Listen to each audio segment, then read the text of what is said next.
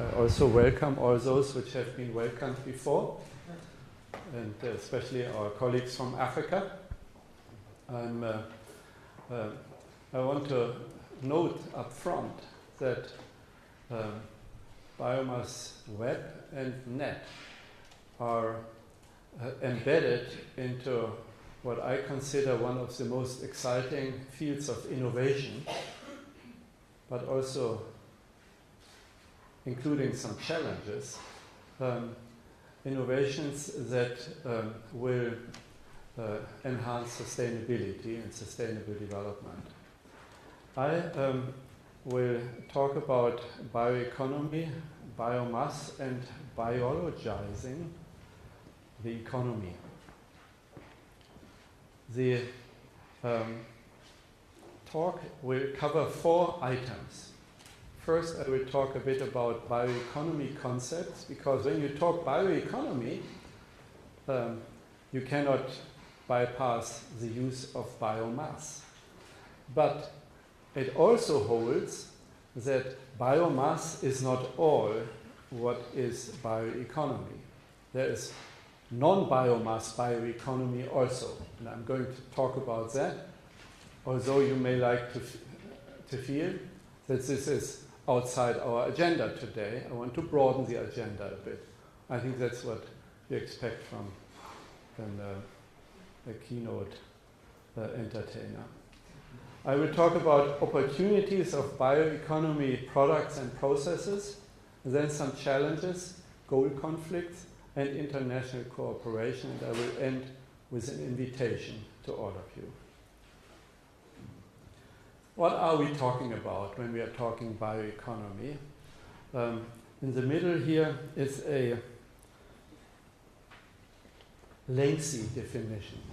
Sustainable production and use of biological resources, biological processes, and biological principles to provide products and services in all economic sectors. We have debated that definition for hours in the German Bioeconomy Council. We didn't get it shorter.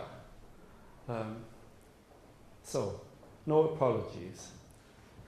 Biological resources, you in the first instance, of course, think about biomass. But the processes, biological processes, transforming biomass, and principles, the intelligence of nature, are also part of the story. And all economic sectors, a few are listed down there, from agriculture, forestry, all the way to ICT. The DNA computer is a bioeconomy thing. Not storing 0, 1, but along the lines of DNA. Pharma and housing. I give you examples later on. The emerging bioeconomy is a large cluster with interlinked value chains, as Manfred Dänig has already outlined.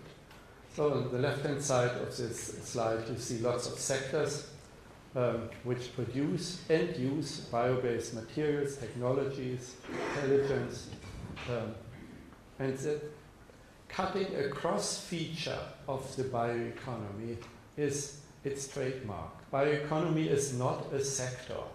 And even if you slice the sectors very small into industries and so on, you don't capture the opportunities of the bioeconomy penetrating the economy.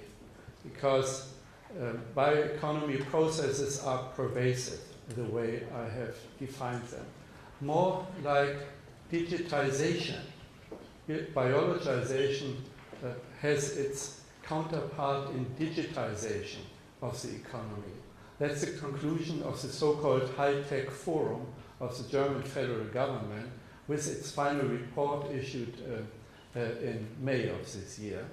So this is where we see the frontiers of science, bringing the biologization forward and actually bring it together with digitization for sustainability's sake. So here's a traditional picture. The dark green sectors are the traditional bioeconomy sectors. which, if we take a sector perspective, which come to mind first and which, rightly so, dominate your research project on biomass, web, and net. So food and feed and forest and agroforest and so on. But the size of these bubbles in the German economy, for a moment, is the representation of the share in GDP. So automotive, industry, energy, and so on. What does bioeconomy have to do with the automotive industry? Well, so far only gimmicks, such as a bio-based motor cover of the Mercedes A-Type that exists. It's anyone driving? I don't. That vehicle. Well, maybe if sometime we have a bioplastics car, a compostable one, at least parts of it. And I'll give you later examples how bioeconomy is penetrating the housing industry and so on. Bioeconomy is coming upon us for a reason. It has purpose. It's driven by sustainability concerns, by science opportunities, by consumer demands of the global middle class, not just in Europe, and by the natural resource endowments. So bioeconomy is driven. It's not just a dream up in the cloud, which some strategists bring down. I will later show you a map how many countries in the last 5 years have written themselves bioeconomy strategies. Lots of them, all over the world. Last 5 years. Before that, 3 or 4. Now, more than 40. So, but where do the bioeconomy innovations, bear with me, I'll show you a few photos in a moment, then it's getting less boring. A few innovations, where do they come from? They are endogenous. They are driven by the changes on the left-hand side of this graph, resource conditions, consumer preferences, science and technology inventions, and then policy responds to that by, for instance, funding your research project. Yeah, that's a science policy decision.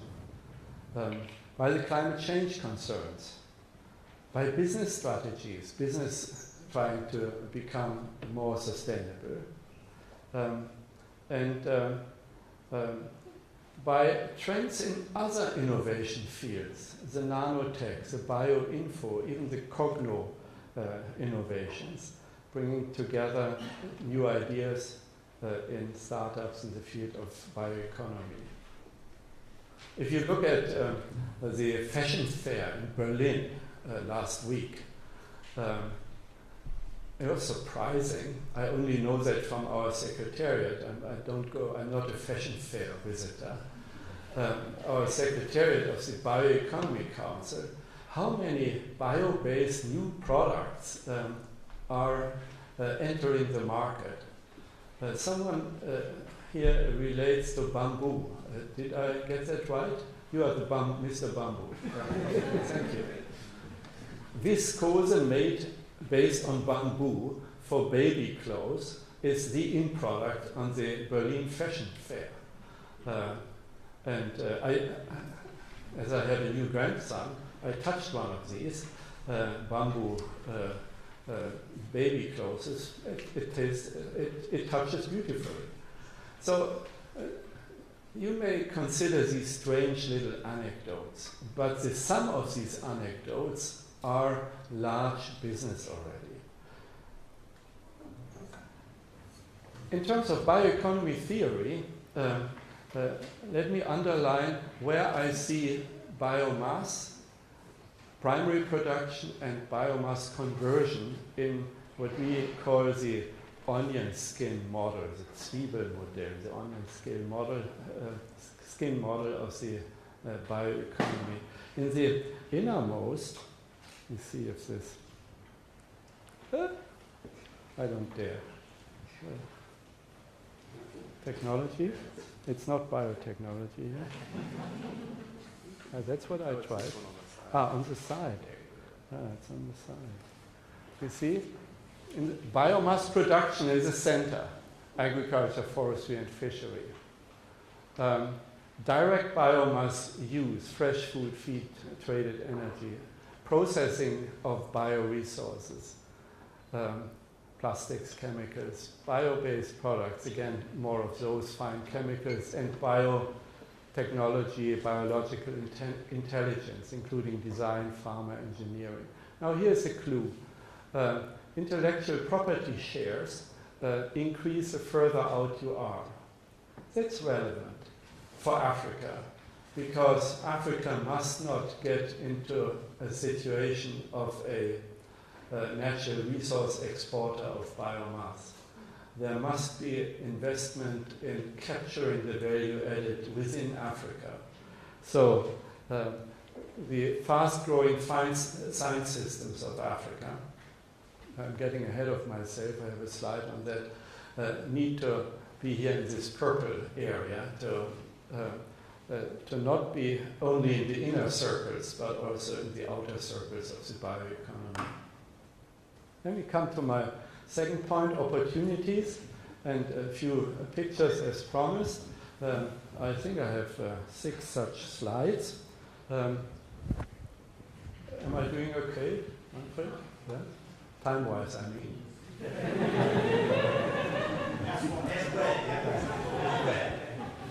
First example of industrial, thank you, Chair, examples of industrial processes. What you see here is on the top left a biorefinery, then a transformation of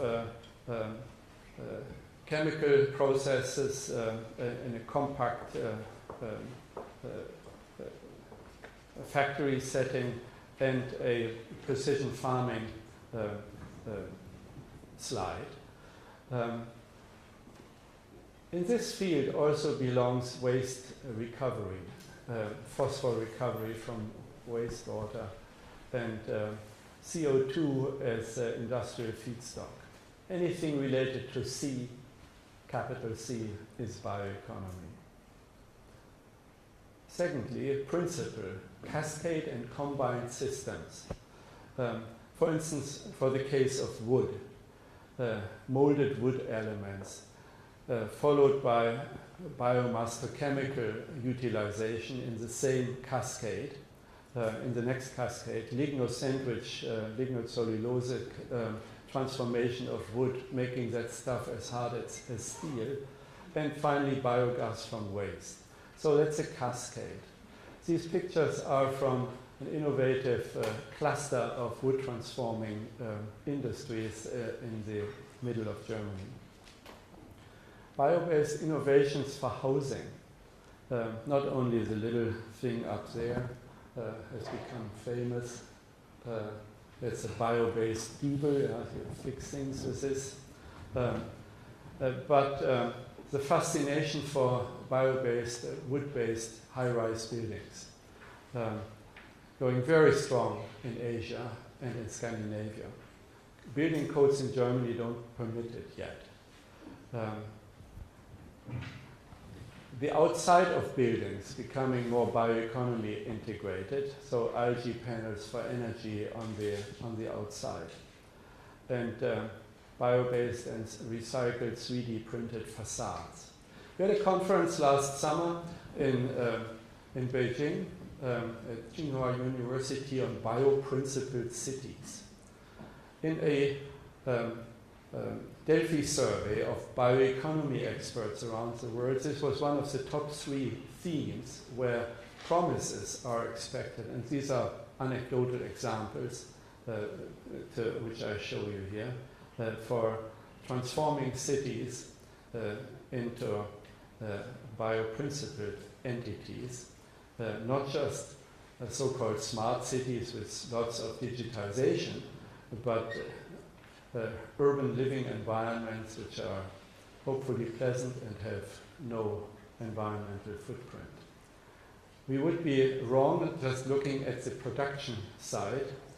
With looking at cities, we have already been on the consumption side. So here you have on top the tire made from a little flower, which we in German call Löwenzahn. A large manufacturer in Hanover has put that on the market about half a year ago. It runs well. I don't want to be the advertiser. Enzymes lowering washing temperature. Huge impact. Doing equal quality washing by reducing temperature, reducing thereby the heat in washing. Actually, the trend is 1 degree Celsius per annum. Our washing industry, detergent industry, is facilitating that. Wasn't heard of, but how do we get there? With enzymes. That's bioeconomy. Bioplastics, implants made from spider fibers. Yeah, if you need some new knee or so, think of it. New sugar substitutes. This is the most exciting area. Bio-based pharma, secretively unnoticed. German pharmaceutical industry is by now more than 80% bio-based. Very small biomass. That example may stick with you. The pharmaceutical industry is bio-based, using hardly many thousand tons of biomass. So that's smart bioeconomy. Last slide. The much debated Silicon Valley idea of DNA computer. Would have to rename them, by the way. Then they would no longer be silicon-based, but they would be DNA Valley or something. Would accelerate computer storage and speed capacity tremendously. It was a dream 10 years ago. Reality sets in already. Bio-batteries. Look at this one here. I saw at a innovation fair recently. This is a photograph from the bottom of a lotus flower swimming on a pond. Yeah? These are their size. And this is the wing of an Airbus. They have used that biological smartness to have a very light construction and used it for the design of the wing of the new Airbus, saving a lot of weight and making it still a lot more sturdy. Enough for opportunities. I would be remiss if I wouldn't talk about challenges. This is a big challenge, also confronted your project, and I'm delighted that you focus on conflicting goals. Food and feed utilization, competing with ecology and nature, and with bioenergy or other biomass uses. That set of conflicting goals for scarce and increasingly scarce biomass must not be blended, pushed aside. Can only be overcome, this conflict of goals, by innovation. To put it briefly, new economy-wide competitions for biomass do exist. The complementarities in value chains require a lot of science investment in order to tap them. And there's an issue of participation, especially when bioeconomy would mainly be big farm and big industry rather than small farm and small and medium enterprise. Fortunately, many of the examples which I've shown you are not big business. They are small and medium enterprise. So bioeconomy innovations in Africa has the opportunities to mobilize get mobilized with low levels of capital and lots of human capital. The trend in global distribution of biomass, I don't know of any more recent study than this one in Science 7 years ago. need to be watched. Where it's red, biomass growing is declining over the observed decade. Where it's green, there is more. So it's relative change, not absolute levels. You see the mixed picture within Africa. There is some green and some red. You see lots of red in parts of South America and Southeast Asia. We need to watch this. I hope someone will redo and refine these pixel mappings based on remote sensing information. We have the issue of soil and land degradation, the foundation of biomass production, on which we at CEF have worked quite a bit. Where it's brownish, we have unacceptably high degradation problems. And fundamentally, and that's all behind it, or it's behind it all, is climate change. The top map is a well-known map, impact of climate change on productivity of food crops. 20 and 30% less to be expected in 2050, and the bottom is the global hunger map. Correlations are strong. Oops. What we need from academia is clear measurement of progress in bioeconomy, and that relates again to your project.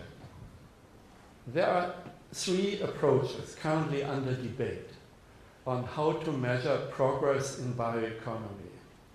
One is the traditional one. Bioeconomy is as a share of GDP or as a share of jobs created.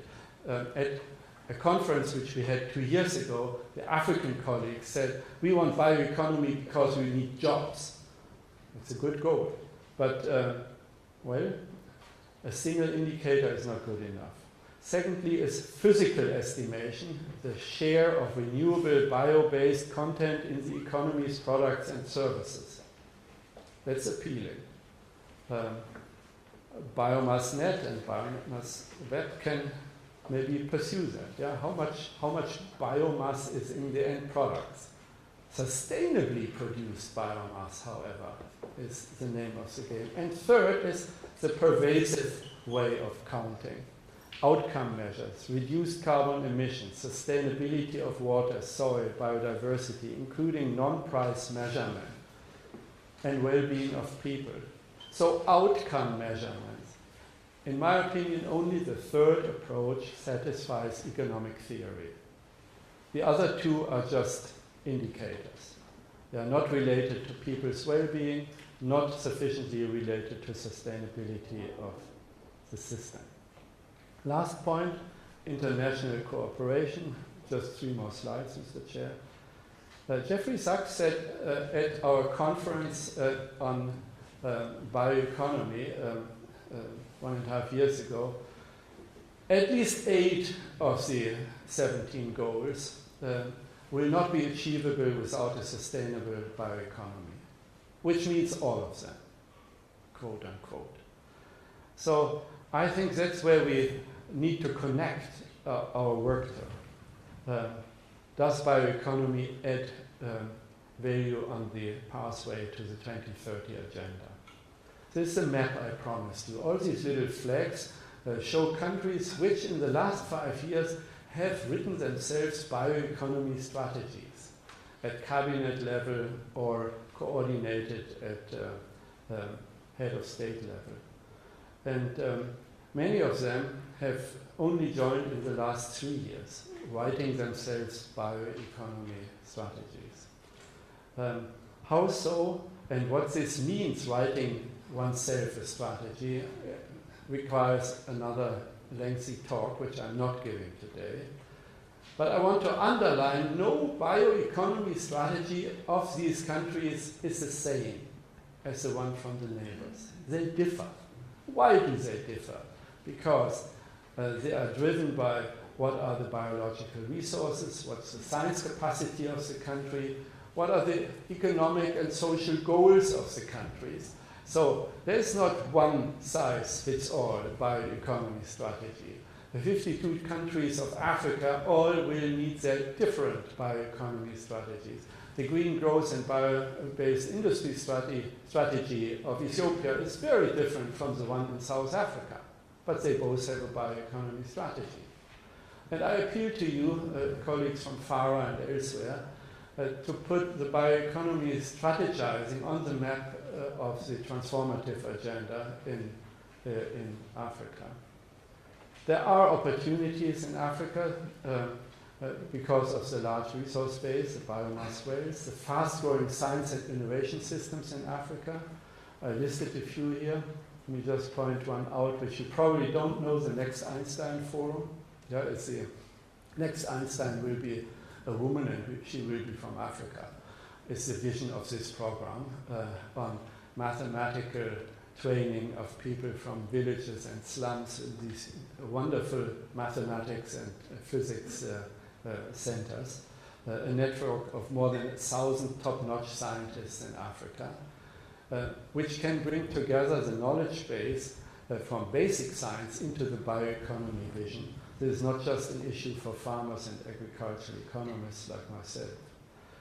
So the challenge is value addition in Africa, not resource export of biomass raw materials.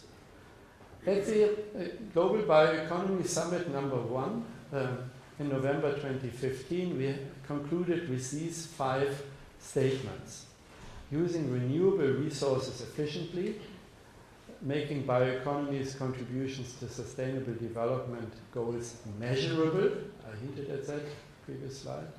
International collaboration, sharing science, that's what we are doing here. Experience exchange on policies fostering private sector and market development, and integrating bioeconomy in multilateral agendas. This is my invitation with which I close. There will be Bioeconomy Summit #2 in April 19-20 in Berlin. So we want to take stock. German government is inviting to that again. Last time Angela Merkel was the patroness of the Bioeconomy Summit. The BMBF is kind enough, the German Ministry for Education and Science is kind enough to support it again. And we are just in the process of generating the agenda with an international panel of experts. The message of my talk is biomass is the key ingredient of bioeconomy, but there's more. And making value addition on the basis of biomass is a key strategy for Africa. And bioeconomy redefines what is agriculture and forestry and embraces the whole value net and not just some value chains. Those were the key messages, and I thank you for your attention.